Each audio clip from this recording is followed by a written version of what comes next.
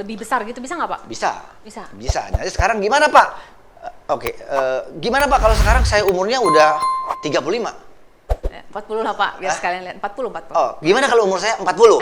So waktu saya tinggal 15 tahun. 15 tahun. Oke, waktunya tinggal 15 tahun.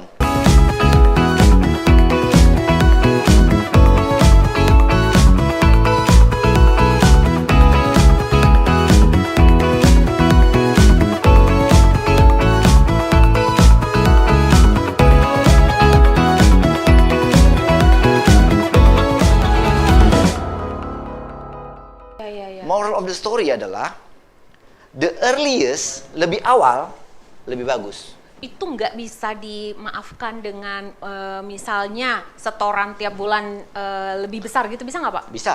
Bisa. Bisa. Jadi sekarang gimana Pak? Gimana Pak kalau sekarang saya umurnya udah 35? 40 lah Pak, biar sekalian lihat. 40. Oh, gimana kalau umur saya 40? So waktu saya tinggal 15 tahun. 15 tahun. Oke, waktunya tinggal 15 tahun. Oke. 15 tahun. Oke. Ini umurnya 45 kan? Ya. Kalau umur 45 saldo Anda udah punya Kok saldo 45 Pak? 40. 40, ya kan? 40. Berarti sisa waktu udah 25 tahun. 65 kan? 25. 25. 25. Dari Oke. 40 Waktunya ke 25 tahun. Oke. Maka kemudian setoran uangnya punya berapa sekarang? Berapa ya? 100 lah ya? 100 juta. Oke, 100 juta. Oke, itu 10 ya, 100 juta. Kemudian mampu berinvestasi sebulannya berapa? Coba 2 juta. 2 juta, oke. Oke, jadi ini Mbak Aici, jangan dikalkulasi dulu, Mbak Aici, ya kan, hanya punya waktu tinggal 25 tahun lagi, ya. Kemudian dia punya saldo sekarang tabungan 100 juta. Ya, Dan dia mampu sekarang setiap bulan 2 juta untuk berinvestasi, ya. Dan Kenaikan setiap tahun dinaikkan 10%. Ya. Kira-kira setelah umur pada saat Mbak Aici pensiun tadi usia 65, berapa uangnya? Ya. Cuma segitu ya Pak ya? 10 miliar. Karena Anda kalah waktu. Nah, kalau sekarang waktunya kurang, maka yang harus dinaikkan adalah setoran awalnya dan setoran per bulannya atau bunganya. Oke. Ya, jadi kita bermain karena waktunya udah ngunci kan, nggak bisa diapa-apain lagi. Ya. Iya. Maka setoran per bulannya coba dibikin 5 juta. Oke, setoran per bulan 5 juta. Terus setoran awal So ditambah? Anda sudah harus, kalau modelnya seperti ini, harus lebih agresif lagi berinvestasi. Nggak bisa cuma 2 juta, nggak cukup. Coba kalau 5 juta jadi berapa? Oke. Ya, lumayan lah ya Pak. 23 miliar. Dari 10 ke itu ya. Oke. Jadi, so gunakan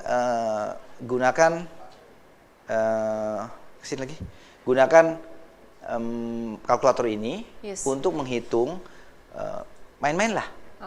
Sisa umur saya berapa nih? Sisa umur saya berapa segala macam. So you can play, and then Anda bisa menentukan sendiri berapa investment yang harus saya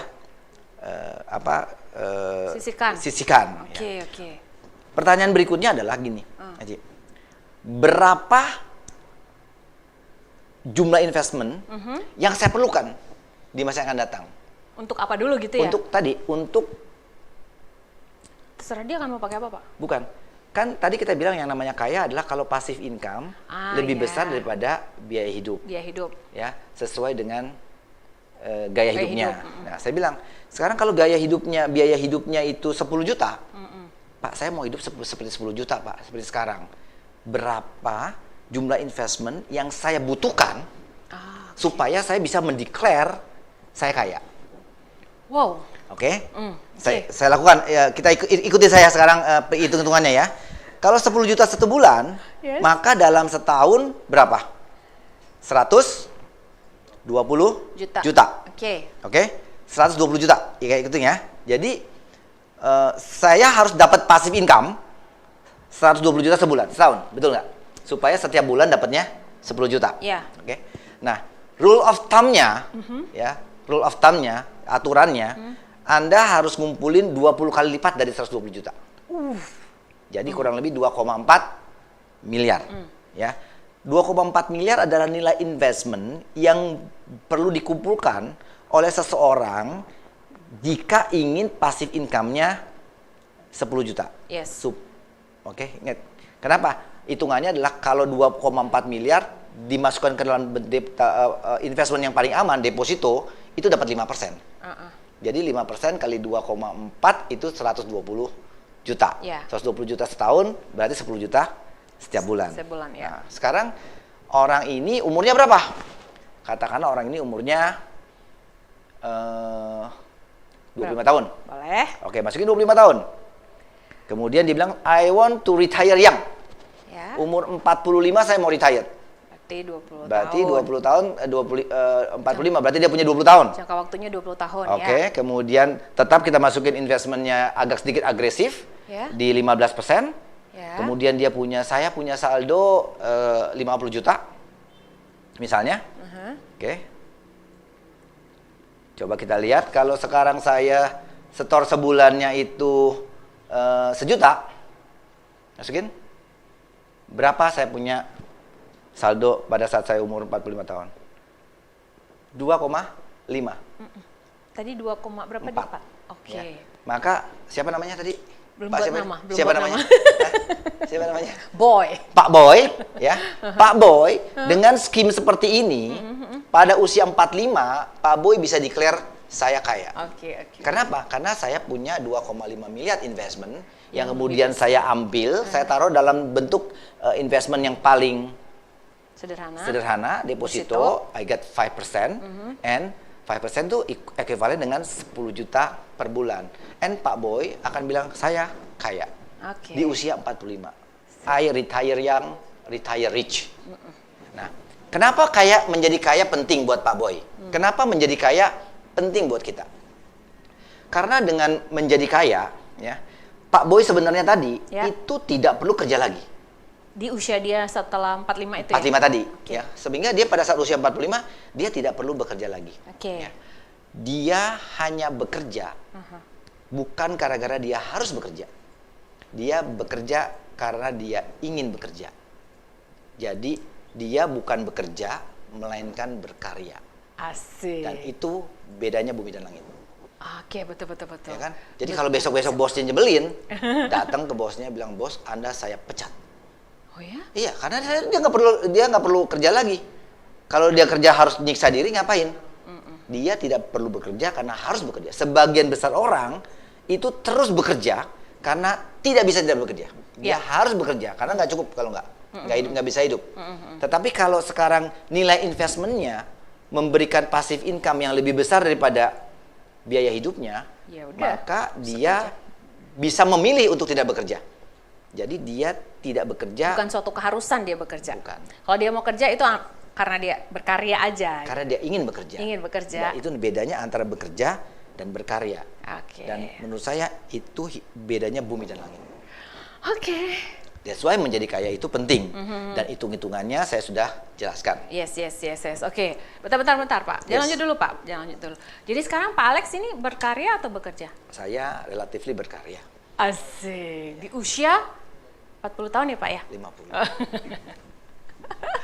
Relatively berkarya loh, luar biasa. Jadi udah di start dari umur berapa waktu itu Pak Alex ya? Hitung-hitungannya beda lagi tuh Pak. Nah, saya mau cerita sedikit. Boleh. Ya. Jadi ketika saya belajar ilmu compounding ini, saya bilang harusnya nggak ada orang miskin. Aha. Kok gampang banget kan? Gampang nggak? Iya. Gampang banget kan? Jadi manfaatkan waktu dan berinvestasi dan leverage waktunya. Iya. Gampang banget. Jadi menurut saya nggak ada orang yang harusnya miskin. Jadi saya kemudian dengan semangat membuat mission, ya. Mission in my life, ya. Memberantas kemiskinan, ya, supaya nggak ada orang lain lagi miskin, ya kan. Tapi saya bilang, kan nggak semua orang bisa main saham, nggak semua orang bisa main properti, nggak semua orang bisa bikin bisnis, gitu kan. Oke dah, karena saya punya bank, saya bikin produk. Nama produknya Sikaya, Simpanan Pensiun Sejahtera.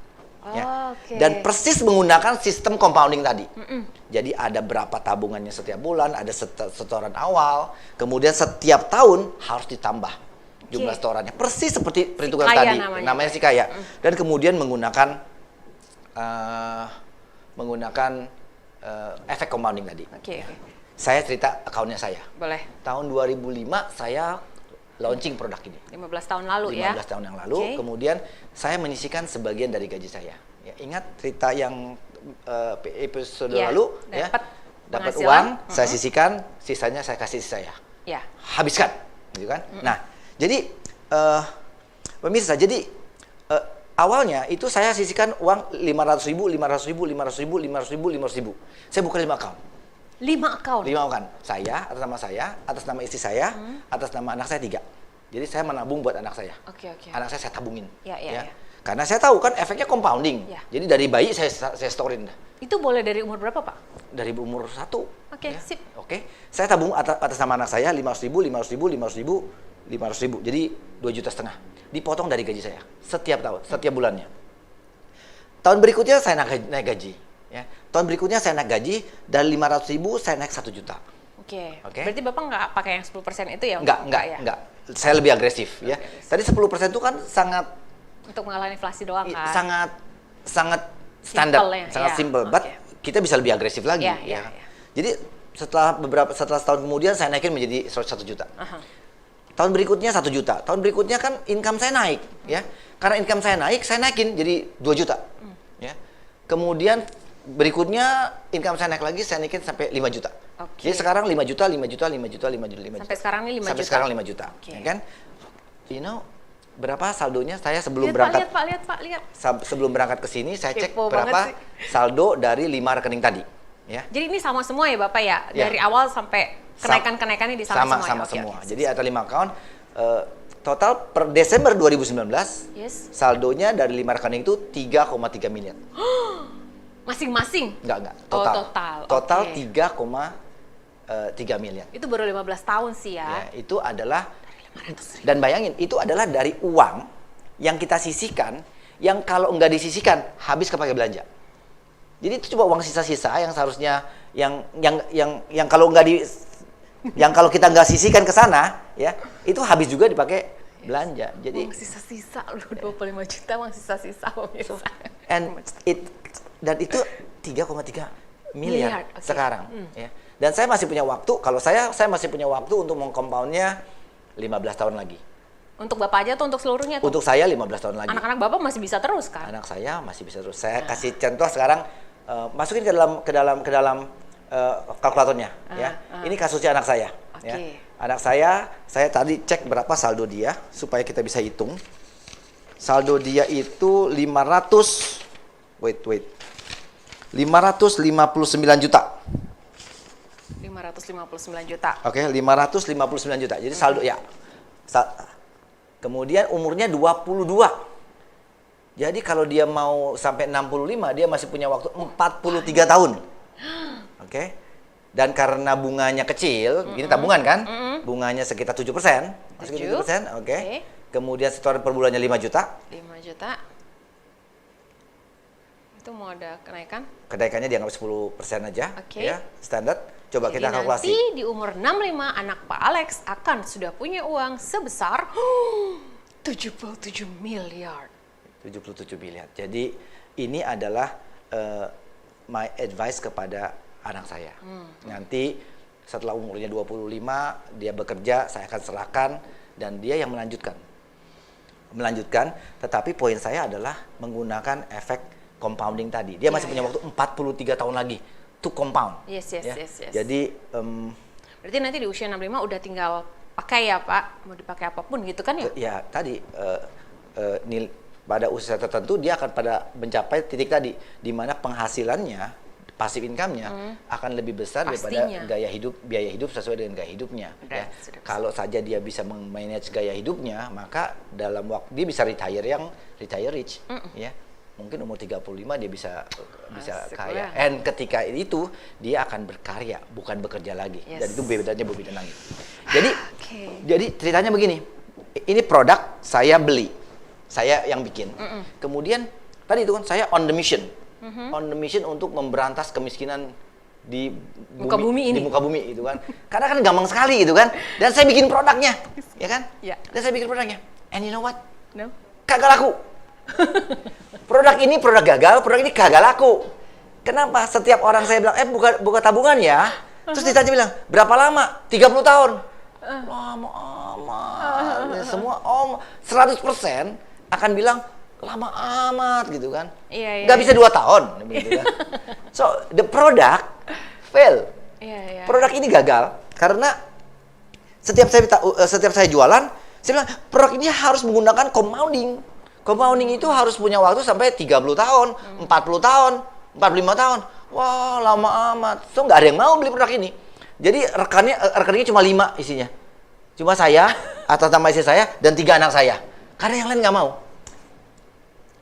Itu makanya Akhirnya? alasan kedua, mengapa hanya 5% yang bisa pensiun kaya. Kaya dan sejahtera ya. Ya, karena 95% lagi itu tidak berpikir jangka panjang. Jadi alasan orang tidak kaya, pertama adalah karena dia menganggap kaya itu jelek. Ya. Kedua, Nggak sabaran. nggak sabar. Dia tidak berpikir jangka panjang. Padahal ada rumusnya. Ini matematik. Ya. Ada mekanismenya, ada mekaniknya. Tetapi sebagian orang tidak tahan. Jadi proyeksi kaya saya yang beli cuma 5 orang.